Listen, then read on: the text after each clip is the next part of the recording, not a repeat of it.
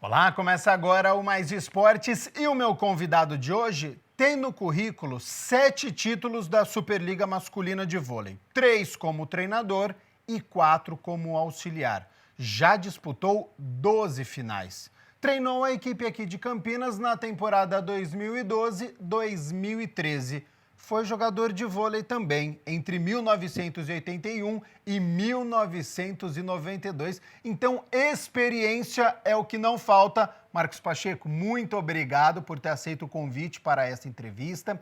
E quais as diferenças daquela primeira passagem da temporada 2012 para essa em 2021? Seja bem-vindo ao Mais Esportes.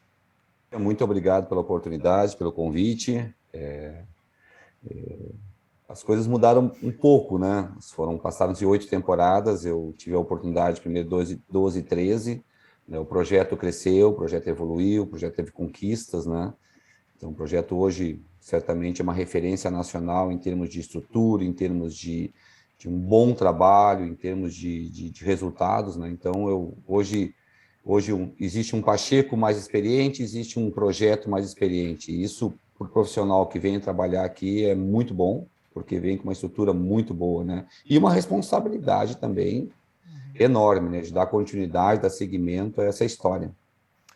Pacheco, eu falei sobre o seu currículo na abertura, né, de grande experiência, vitorioso. Só que você chega aqui em Campinas em uma condição diferente, porque pela primeira vez o Vôlei Renata conquistou o Campeonato Paulista, está defendendo o título.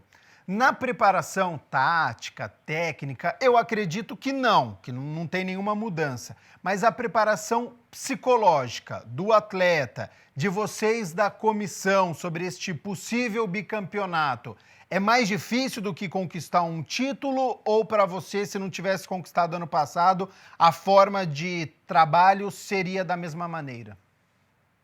Então, talvez a forma de trabalho não mudaria muito, né? Porque cada técnico, né, tem uma característica, né? Não certo ou errado de maneira alguma, né? Mas são características diferentes. O Dileu fez um trabalho maravilhoso aqui, levou essa equipe a grandes conquistas, a grandes jogos, a estar sempre ali entre os primeiros, né? Fato. Somos um pouquinho diferente em algumas coisas, pensamos um pouquinho diferente, não é um problema isso, e de novo, não é que está certo ou errado de maneira alguma, mas eu tenho a minha maneira de trabalhar e seguiria talvez. Lógico que existe hoje uma responsabilidade muito maior em função da equipe ser atual campeã paulista, e ganhou o título no ano passado, uma equipe muito forte. Taubaté, se nós fôssemos começar o campeonato, Campinas será o campeão. Olha, é pouco provável, porque Taubaté tem uma equipe renomada, grande jogador, quase toda a seleção brasileira estava lá, né? Então, hoje existe uma responsabilidade muito grande quanto a isso. Mas montou-se uma equipe, né, compatível a essa responsabilidade, lógico. Hoje nós temos uma equipe no papel ainda, né, porque existe o Lucão, não se apresentou ainda, o Adriano não se apresentou ainda, alguns jogadores da base também que farão parte do grupo, e é muito importante, também não se apresentaram ainda, em função de estar representando o Brasil em competições internacionais, né, mas se montou uma equipe compatível aí, jogadores experientes que vão dar sustentação a esses jovens. Então, quanto à parte psicológica, eu não vejo grandes problemas, né, mas uma responsabilidade muito grande em manter, né, o que foi construído ano passado, ou nas temporadas passadas, chegar a esse título. Então, certamente, é uma ambição, é um projeto da equipe buscar esse bicampeonato. Isso aí, sem dúvida alguma. Ô Pacheco, quando você fala de filosofia diferente, que cada treinador trabalha de uma forma, não precisa comparar em relação ao Horácio de Léo, mas quando você chega em um clube, até para quem está nos acompanhando, o que muda de um treinador para outro? O que você pede? Você pergunta, olha, como é que a equipe trabalhava? Ou é por meio de análise de vídeo que você fala, olha, a equipe atacava dessa forma, eu prefiro que ataque de essa. O que muda de um treinador para outro? Então, são concepções, né? O Dileu trabalhava com uma defesa um pouco mais avançada, eu gosto de uma defesa um pouco mais recuada, né? Lógico, né? E é uma questão de coerência, Pô, tem um time que foi campeão paulista no passado, fez ótimas competições, tinha uma estrutura muito bem montada. Não vou ser eu aqui o gênio de chegar né? Eu vou mudar tudo, não, está tudo errado, ou não, eu não quero assim, não, para um pouquinho. Alguma coisa foi construída de muito bom aqui, né? Então, lógico, são detalhes, são pequenos detalhes, e até esses ajustes eles passam por jogadores que estão vindo. Então, ano passado tinha o Michel, que era uma característica de central, hoje nós temos o Lucão. O ano passado nós tínhamos o Vissoto, que fez uma temporada, e o Michel também, uma temporada maravilhosa, né? Ele, por opção, foi para o voleibol francês. Veio o Lucão, ok. São a melhor, pior não, são características diferentes. Então, o time tem que se moldar a essa estrutura também. O ano passado tinha o Vissoto, que fez uma temporada maravilhosa também, mas era uma bola extremamente rápida para a saída. Hoje nós temos o Evandro, né, que é um jogador, eu chamo e brinco, né, que é um oposto mais raiz, de bolas mais altas, bolas mais cadenciadas, né? Então, o time tem que se ajustar a isso. O ano passado tinha o Vacari, que era uma grande referência em termos de ataque aqui. O Vacari, por opção pessoal, saiu e foi para o voleibol francês. Veio o Adriano, um jovem, talentoso, que tem que ser moldado ainda, né? Ele fez uma temporada maravilhosa no passado, mas é um jogador que tem que ser moldado, tem que crescer, tem que se confirmar, né, que realmente será um protagonista daqui a um tempo. Então, além do que as minhas características, eu tenho que buscar esse ajuste diante a equipe, porque a equipe não é a mesma exatamente. Existia um livro que era o Belo, veio o Alê. Então, a equipe tem que se moldar em função desses novos personagens que tem na equipe. De novo, não passa para o melhor ou pior. São características diferentes e tem que existir a harmonia dentro da equipe. Voleibol, talvez dos esportes, não querendo puxar brasa para a minha modalidade, mas é um esporte que depende, as ações elas dependem muito um dos outros, elas acontecem em cima, para o levantador funcionar bem, tem que ter um passe, né? Para defesa funcional, o bloqueio tem que estar bem montado, né? Para o ataque funcional, o levantador tem que existir o sincronismo ali perfeito, ou quase isso, entre os levantador e atacantes. Então, isso aí tem que ser reconstruído pelas mudanças, pelas alterações que houveram naturalmente na equipe, né? E essas mudanças de filosofias que acontecem, você conversa com o jogador, você dá liberdade ou você espera primeiro dar um resultado e depois você faz uma análise com eles? Como é que é essa abertura e essa conversa com o jogador do que você está passando e como você recebe aquilo que o jogador fala? Ou é o capitão, é o líder ou qualquer um pode chegar em você? Não, qualquer um pode chegar. De novo, eu tenho minhas verdades no voleibol, né? Tenho minhas verdades no voleibol.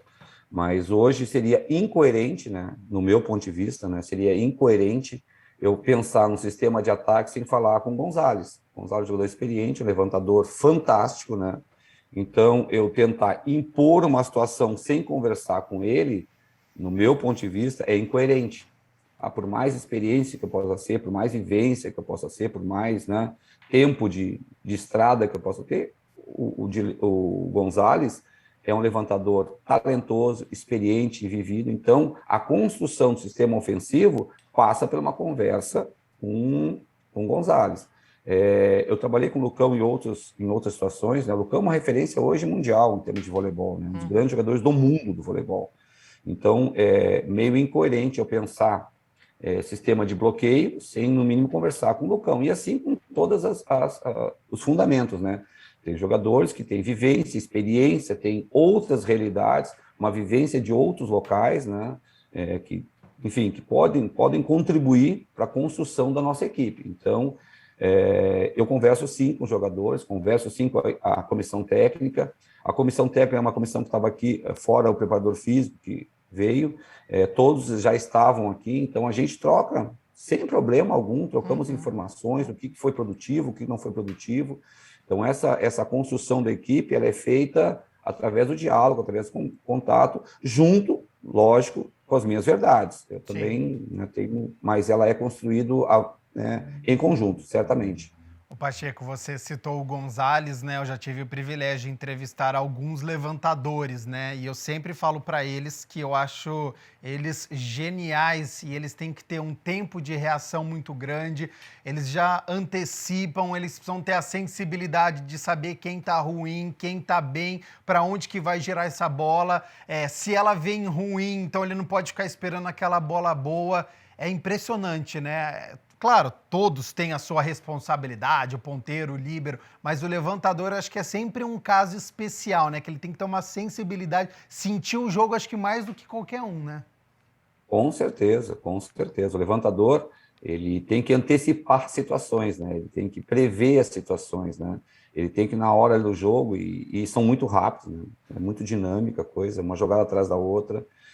E aquilo que nós falamos anteriormente, né, da questão da construção da equipe, né? Certamente, ano passado, ele tinha algumas referências em cada situação dessas, com passe bom, com passe intermediário, com passe ruim, ele tinha as referências de, bom, nessa hora, porque acontecia o fato, ele tinha uma interpretação e ele tinha que ter uma reação, ele tinha que solucionar esse problema são milésimos de segundo, né? Então, para cada dessas situações, ele já tinha, né, uma resposta. Bom, essa bola aqui é com o Vacari, essa bola aqui é com o Bisotto rápido na saída, essa bola aqui é com o Michel com o Barreto no meio.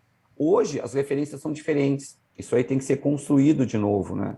Ó, essa bola aqui, nesse local, qual será a minha melhor...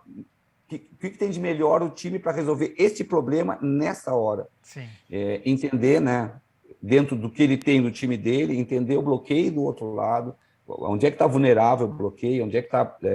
Então, isso tudo, e isso o levantador realmente é uma função fantástica, né? O bacana aqui, e é muito legal, na outra temporada, quando eu passei por aqui já tinha, e é muito legal ver o Cris, que é um jovem ainda, em construção, junto com o Gonzalez, que é uma realidade, é um fantástico levantador, e fora da quadra, nos treinos, tem o Maurício Lima, que está ali também, né? E está ali, eles conversam, isso é muito bacana, nessa construção também, não dá para construir, o Maurício aqui, não dá para deixar de conversar com o Maurício, não que o Maurício vai interferir, não, Claro, mas a ajuda opinião só. dele, é um privilégio o Vôlei Renata, ter um Maurício, ter o André Heller, né, junto nessa aqui para trocar ideia, né? Então nisso os levantadores são e o Gonzalez ele é fantástico, né? As equipes de adversárias já sabem que a construção dele é a partir dos centrais, ele gosta muito de jogar com jogadores de meio, né? E ele nos treinamentos que a gente faz muitas vezes pela parte da manhã, né? Em termos de tocar na bola, a precisão dele é impressionante, ele é diferenciado. Né? E é muito bacana de assistir, né? Para você que está nos acompanhando, sempre perceba ali o levantador, a movimentação, o olhar rápido, quando o cara tá sacando, ele já sabe exatamente. Então é muito bacana assistir o voleibol pelo olhar ali também do levantador, vale muito a pena. Pacheco, entre 94 a 2007 você foi auxiliar e a partir deste ano como treinador. Dessa época para cá, mais de 10 anos, o vôlei masculino, ele evoluiu, ele teve mudanças, né? A parte física eu acho que é muito evidente, a bola vai numa velocidade, numa força muito grande. Você entende que isso é evolução e você vê outras mudanças nestes pouco mais de 10 anos? Então, o voleibol talvez seja o esporte que mais, ou o esporte que muda as regras, muda para tentar se adequar a novos tempos, né? Talvez o voleibol seja um dos esportes que mais tenta se adaptar à realidade atual, né? O que nós estamos vivenciando hoje, né? No meu ponto de vista, o voleibol teve uma grande mudança a partir de 92, quando o Brasil teve o título, né, em Barcelona. Ali, para mim, foi uma mudança muito radical. Nós tínhamos até então equipes maravilhosas, né? Talentosíssimas, extremamente técnicas, né? Mas com equipes que não suportavam muito, muito agressiva no ataque, mas o sistema defensivo falhava. Nós tínhamos jogadores mais baixos, nós tínhamos jogadores, né, que não conseguiam suportar a intensidade ou a altura do ataque das seleções adversárias, né? Tá. Então, a partir daquele momento, 92, nós construímos uma equipe talentosa, Giovanni, Tandy, Marcelo Negrão, Paulão, Carlão, Maurício, né? Que conseguimos o título, ok, mas deu uma nova dinâmica ao voleibol. E aí passa também, acredito eu, pela preparação física e a construção das comissões técnicas. Nós conseguimos que atletas mais altos, né, atletas grandes, né, fossem habilidosos, ágeis, né, que até então existia meio que um limitador ali, né. E 92 também, eu joguei até 92 e ali eu vi que a rede ficou muito alta para mim. Eu no meu 1,84 a rede ficou extremamente Não alta. cresceu Exatamente isso. A partir mais? dali, não, ali a rede ficou intransponível para mim. Então, foi uma mudança radical. E a partir dali, realmente, assim, o voleibol teve, e certamente a preparação física teve uma influência muito grande nisso, né? Muito grande. Chegou o líbero, né? Perdeu a vantagem, mudou o sistema, né? Teve que existir umas adaptações. Antes os treinamentos eram infinitos, porque nós não sabíamos se o jogo demoraria uma hora e meia, 2 horas, 3 horas, daqui a pouco não, daqui a pouco o jogo transita ali entre no máximo 2 horas, 2 horas e 20, então os treinamentos mudaram, né? Então tivemos que nos adequar e estamos adequando dia a dia, né? Buscando soluções, buscando alternativas, quebrando, né? Porque o voleibol, ele, como qualquer esporte, existem os padrões, né? Os padrões. Você sabe que a equipe vai jogar com 5-1, você sabe que algumas coisas são normais. Então, se busca hoje no dia a dia alternativas, infiltrações diferentes, e as regras vão também se adaptando, e isso é importante, né? Importante para que tornar mais dinâmico o esporte, mais atrativo o esporte, né? Mas certamente mudou e mudou bastante. E no meu caso, assim, vendo de auxiliar e tocando um pouquinho nesse assunto, né? Eu tive a felicidade de trabalhar com alguns técnicos que me deram, né? Me deram subsídios para construir o Pacheco como técnico, né? Passei com o Weber, que hoje, né, estava em Taubaté e foi técnico da seleção argentina, trabalhei com ele em 2 momentos, Jorginho Schmidt, trabalhei com ele no Sul, lá na Frango Sul, na Ubra, e com o Renan Dalzotto, trabalhei com ele na Unisul e na CIMED, né? São técnicos, passaram outros também, mas esses principalmente, porque eu fui auxiliar, trabalhei com eles, tive a felicidade de ter conquistas com eles, me mostraram muitos caminhos diferentes, né? Cada um com suas características, cada um com suas personalidades, mas me mostraram caminhos diferentes que moldaram a minha concepção de voleibol, né? E a tecnologia hoje cada vez mais presente no voleibol? Com certeza. Hoje nós temos ferramentas, né, que você vai me dizer assim, elas são determinantes? Não, elas não são determinantes na vitória ou na derrota, mas elas são importantíssimas, né? Aqui no Vôlei Renato nós temos condições, né, de uma equipe que tem condições de ter toda uma equipe multidisciplinar, né? E isso compete ao Ori, que é o estatístico da equipe, que tem todas as informações. Eu entro no jogo sabendo as características do time adversário, as características do levantador, as características do atacante, né? Existe uma troca, né? Existe um acordo de cavalheiros, troca de informações.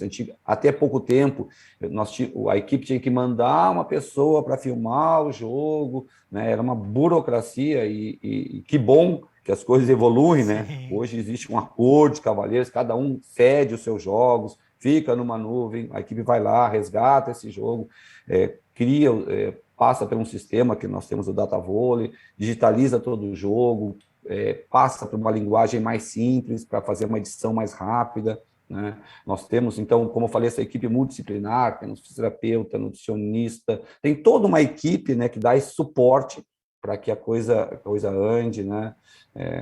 Enfim, hoje você entra, isso, como eu falei, ela é determinante para a vitória ou derrota? Não, mas ela te dá subsídios para que você tenha um caminho menos difícil, que você não chegue num jogo, né, e não saiba nada da equipe adversária. Sim. Isso é bem importante, né?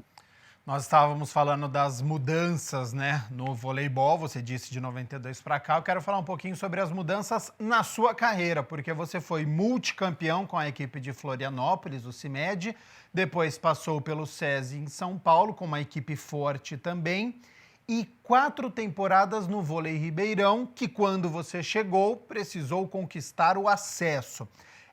Foi um objetivo seu essa mudança? Foi uma análise de mercado? Foi o projeto que foi apresentado pelo Lipe, que estava com a seleção brasileira? Como é que foi essa mudança na sua vida? Você falar, eu vou começar uma temporada com uma equipe que está chegando agora. Acredito que não tenha sido uma decisão fácil, Pacheco. Não, com certeza não. Então, 2017, 16, 17, né, eu estava no SESI, passei 4 temporadas no SESI e não renovei com o SESI e eu tomei uma decisão, digo, não, eu preciso de uma coisa diferente, eu estava precisando de algo diferente na minha vida, estava dar uma oxigenada, novos ares, né, e estava muito predisposto e já bem encaminhado a sair do Brasil, né, a sair do Brasil e ir para fora.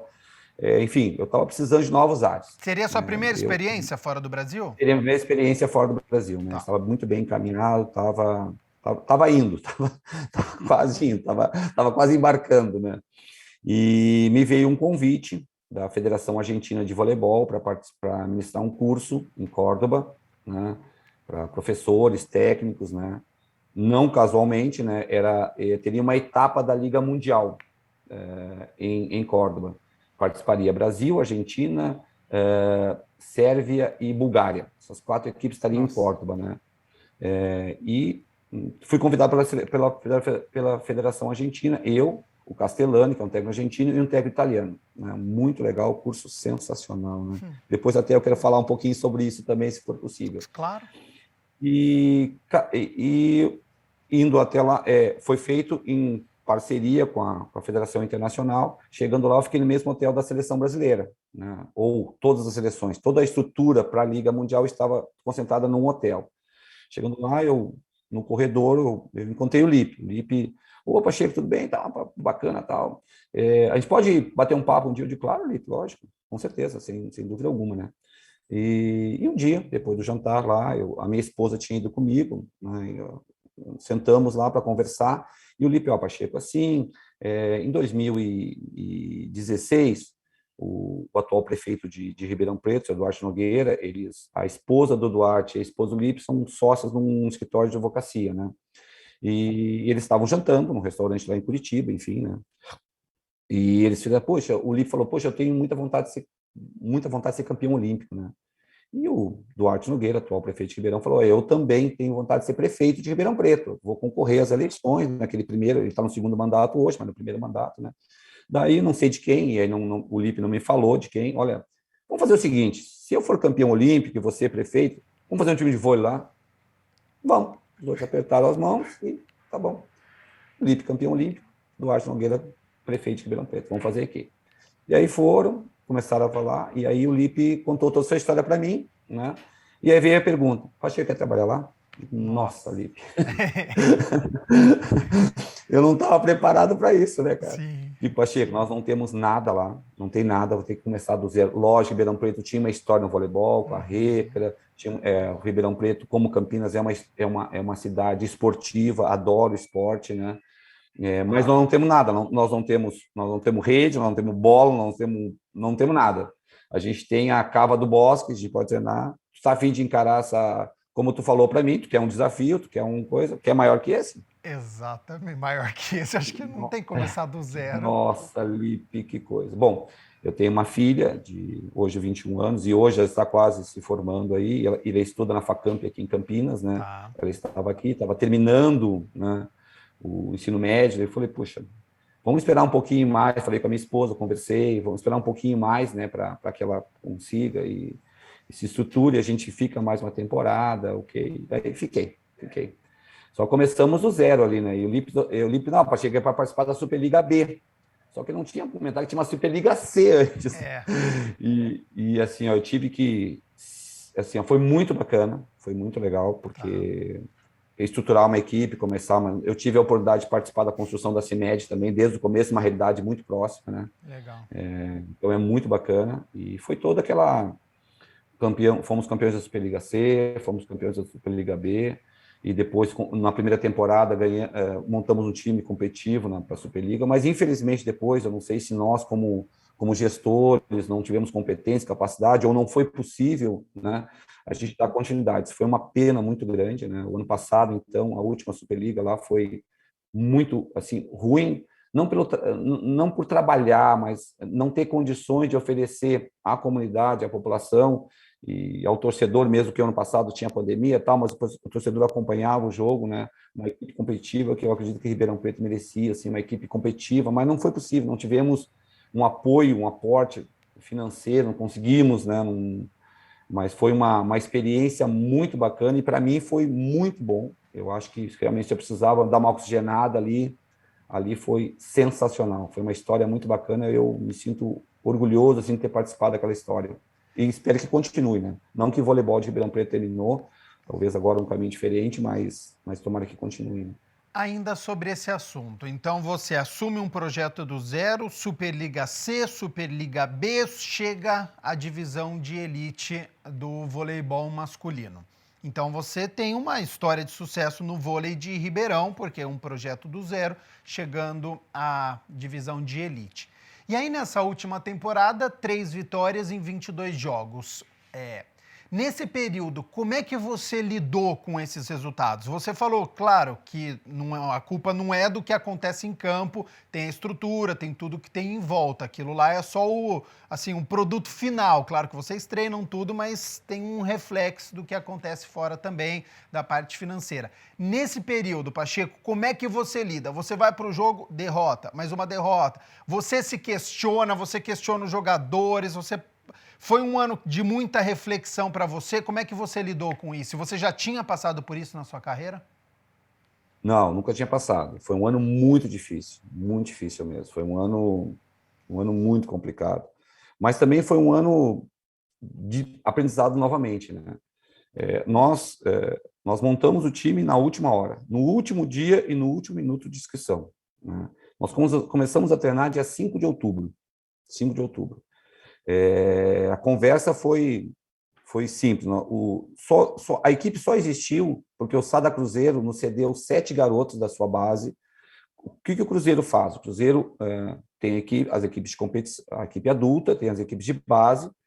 Quando ele pega os jogadores que ele acredita de futuro, pega para compor a equipe adulta, os garotos do sub-21 e sub-19, que ele não vai aproveitar na equipe adulta, ele empresta para uma equipe. Né? Ele já fez isso com o Juiz de Fora, já fez isso com Montes Claros, e eu sempre tive uma relação muito boa com o Marcelo Mendes, né, que era o técnico lá do Sada Cruzeiro. Eu falei, cara, Marcelo, por favor, me ajuda aí, cara. Por favor, né? Pelo amor de Deus, me ajuda. E aí eles não fariam mais isso, eles não estavam mais, porque tiveram experiências ruins nos últimos anos nessa questão de empréstimo de jogadores, né?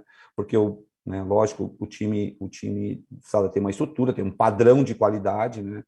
E eles não colocam os garotos em qualquer lugar. Né? E aí tiveram experiências negativas, mas ok, pela nossa relação, pela história, eles nos cederam 7 jogadores e a gente, né, dentro da nossa realidade financeira que era nós conseguimos ajuda de custo para outros jogadores. Né? Então, nós tínhamos 7 jogadores do SAD e 7 jogadores que nós tínhamos contratado, assim, ó, você quer participar, você quer a oportunidade de jogar a Superliga, eu te dou uma ajuda de custo e você vem. Né? E assim começou, dia 5 de outubro, a Superliga começar dia 26 de outubro. Né? Começamos, assim, eu vou ser muito sincero, como é uma característica, eu não fico... Né, eu acreditava que com aquela estrutura, e por favor, não era culpa dos garotos, não era nada, é a nossa realidade. Nós não ganharíamos nenhum jogo no Superliga. Eu falava assim, gente, nós não vamos ganhar nenhum jogo no Superliga. Sendo muito realista, muito, de uma maneira, até uma tristeza sobre isso. Claro, né? claro. Mas uma coisa muito bacana, todos os dias os garotos iam à Cava do Bosque, se dedicavam ao máximo, treinavam, se esforçavam para evoluir. Tanto é que, se você vê os números, nós fomos ganhar o primeiro ponto da Superliga na 8ª rodada do primeiro turno. 8ª rodada do primeiro turno, nós ganhamos o primeiro ponto e único do primeiro turno. Né? Foi o jogo, nós perdemos um 3-2 para Itapetininga. Né? O segundo turno, nós ganhamos 10 pontos. Foram as nossas 3 vitórias. Perdemos um 3-2 para Campinas, perdemos um 3-2, né, equipes com estrutura, ou enfim, mas nós ganhamos 10 pontos. Então, a luta dos garotos no dia a dia, ela foi recompensada por um segundo turno muito melhor. Se nós olharmos assim as outras equipes, o SESI, que ficou em 10º lugar, acredito, eles fizeram 16 pontos, eles fizeram 10 no primeiro turno e 6 no segundo. Se nós tivéssemos um pouquinho mais de tempo, assim, se não teve, né? Mas um pouquinho mais de preparação, né, daqueles garotos ali para iniciar a Superliga, nós não fizemos nenhum amistoso, nós não fizemos nada. Nós fomos a uma competição em Minas Gerais, a Super Vôlei, para jogar contra a Taubaté com 10 dias de treino, sabe? Foi tudo como deu que ser. Mas Experiência. ok, foi uma experiência. Mas eu fiquei orgulhoso dos garotos, fiquei muito orgulhoso deles. E hoje eles estão, eu fico muito feliz. Lógico, foi ruim para Ribeirão Preto, né? Para a estrutura lá que caiu para a Superliga B. Por ganhar 3 jogos numa Superliga é muito duro, é muito difícil. Mas hoje eu vejo os garotos colocados em outras equipes boas, assim, né? Então os garotos foram valorizados, eles evoluíram. Nesse sentido eu fico feliz. Mas fiquei triste porque acreditava eu que Ribeirão Preto merecia mais, certamente, pela torcida, pela cidade, pela região, por todo lá, pelo o DNA esportivo que tem a cidade, mas não foi possível. Mas essa temporada certamente foi uma temporada muito dura, muito complicada, uma experiência ótima, mas que, por favor, eu não gostaria Não de passar de passe novo. mais. Não, por favor. Já passou uma vez, já aprendeu a lição, bola para Aquela frente. coisa assim, uma vez na vida e valeu, tá ótimo. Obrigado e nunca mais. Só explicando para você aí de caso, quando ele fala de primeiro ponto, a vitória no voleibol, 3 pontos. A partir do momento que está 2-2, que vai para o quinto set, quem perder conquista este 1 ponto e a equipe vencedora 2 pontos. Pacheco, você citou o Cruzeiro. E sempre quando eu entrevisto alguém do voleibol, eu faço essa pergunta. Cruzeiro, durante muitos anos, uma hegemonia, campeão do mundo, super campeão aqui da Superliga, já trouxe a torcida do futebol. Qual que é a sua opinião quando um clube de futebol ele decide investir numa outra modalidade? Então, no feminino a gente tem Flamengo, teve o Fluminense, teve o São Paulo com o projeto do José Roberto Guimarães, era Barueri, mas estava representando ali o São Paulo, então atrai um pouco de torcida. Qual que é a sua opinião? Você tem um certo receio porque na primeira crise o clube vai lá e corta tudo que é fora do futebol? Você vê o lado positivo de já agregar torcida, de ter a mídia prestando um pouco mais atenção no voleibol? O que você acha dos clubes investirem no voleibol? Então, acho que são realidades diferentes, né? Você colocou várias situações aí, algumas eu desconheço a realidade, mas do Cruzeiro eu conheço, né? Então, não existe. O Cruzeiro, essa parceria Sada Cruzeiro, ela é de camiseta. Ela é a camiseta. Então, a organização, a administração da equipe achou achou interessante agregar o nome a uma camiseta forte, onde vai ter todo esse apelo de mídia, torcedor em qualquer lugar do Brasil que for, vai ter torcedor do Cruzeiro, sim. Vai ter nós jogamos com o SESI 2 finais lá no Mineirinho, estava lotado, torcedores do Cruzeiro, só que ali tem uma diferença, é a camiseta, porque o aporte financeiro é todo do SADA. Tá. Não existe são duas administrações. O Cruzeiro não coloca, não existe um aporte financeiro do Cruzeiro. Existe o treinamento, que o SADA usa, e existe a camiseta. Né? E aí, ok. Eu acredito ser um pouco perigoso, e a história me fala assim, e a história me fala isso, né? Que quando existe o aporte financeiro dessas equipes de futebol, né? Como você comentou, no primeiro momento de crise, elas acontecem, me parece, de uma maneira meio rotineira no futebol.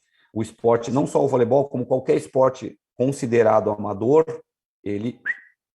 a verba ela é cancelada. E a história diz isso, né? Então é um pouco perigoso, né? Aconteceu já no Flamengo, em outras épocas, aconteceu no Vasco da Gama, em outras épocas, aconteceu no próprio São Paulo, que o Zé Roberto teve dificuldades ali, né? E teve que injetar dinheiro, me parece, particular, porque não houve o retorno, depois parece que acertaram, então, mas é um pouquinho perigoso, né? Essa questão. Mas eu sempre digo assim, cada um sabe da sua realidade, né? Cada um sabe da sua necessidade, cada um sabe do seu momento, e às vezes até por necessidade, até às vezes por, né, por saída, mas eu vejo assim que projetos consolidados, tendo o aporte financeiro de clubes de futebol, eu desconheço assim um pouquinho, talvez por ignorância da minha parte, né? Mas eu não conheço muito bem. O projeto do Cruzeiro talvez tenha dado tanto certo assim, porque o aporte financeiro era todo do Sada, né? E a camiseta forte do Cruzeiro, lógico, né? E até nesse momento até parece que o voleibol está com uma camisa mais forte que o próprio futebol, né? Porque o futebol está sofrendo tanto e hoje o Cruzeiro está pagando um preço aí, enfim, não vou entrar nesse mérito, não desconheço, não é minha área, né? Mas, enfim, é nesse sentido. Pacheco, ainda estamos vivendo a pandemia. Primeiramente, como é que você lidou com essa doença desde do ano passado, a cuidar da saúde mental e também para não se contaminar?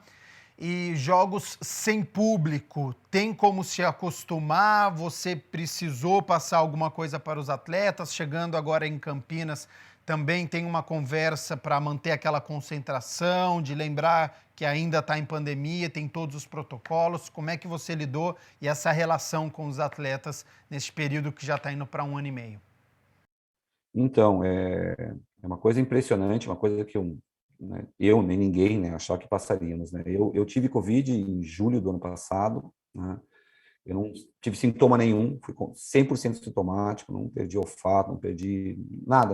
Eu só descobri porque eu fiz um teste junto com todos lá em Ribeirão Preto, mas nada. Mas realmente foi um momento muito difícil, né? Muito difícil. Eu me lembro que dia 14 de março de 2020 teríamos um último jogo da fase classificatória da Superliga, né? Nós jogaríamos contra o Sesc em Ribeirão Preto, né? Na sexta-feira, dia 13, anunciaram que o jogo seria em as portas fechadas, não teria público, né? Sábado, às 4 da tarde, o jogo seria às 21h, o jogo às 4 da tarde, não vai ter rodada, e a partir dali o mundo do voleibol, lógico, o mundo como um todo, né? Mas especificamente da nossa modalidade, falando do assunto aqui, né? O mundo mudou. O mundo mudou. Paramos, né? A Superliga não teve conquista, não teve título, não teve o vencedor, não teve nada.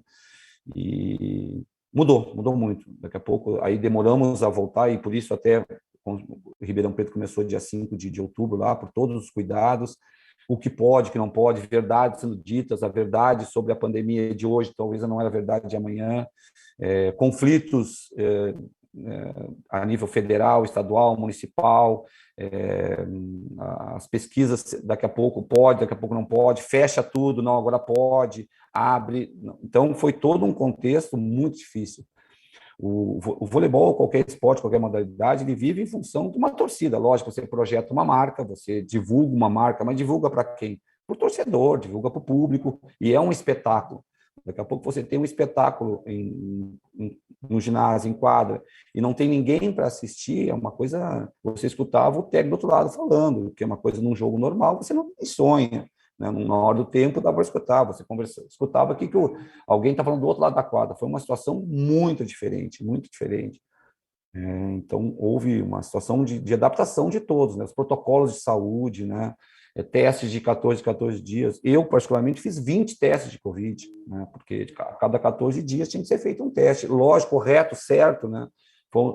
Nós fomos numa competição a Minas, eu desci do ônibus, cheguei no hotel, teste. Antes de entrar no ginásio, teste, sabe? Teste. Você convivia com uma situação que, além da questão técnica, além da questão estratégica, você vê uma outra situação que você tinha que ter um cuidado muito especial, um cuidado, jogadores, no dia a dia, assim, a gente tinha um cuidado, mas final de semana, em alguns momentos nas folgas, os jogadores foram para suas casas, seus familiares, na volta. Nós tínhamos lá em Ribeirão Preto uma situação, nós tínhamos um apartamento e uma casa, 7 e 7 morando. Se um se infectasse, era todos infectados.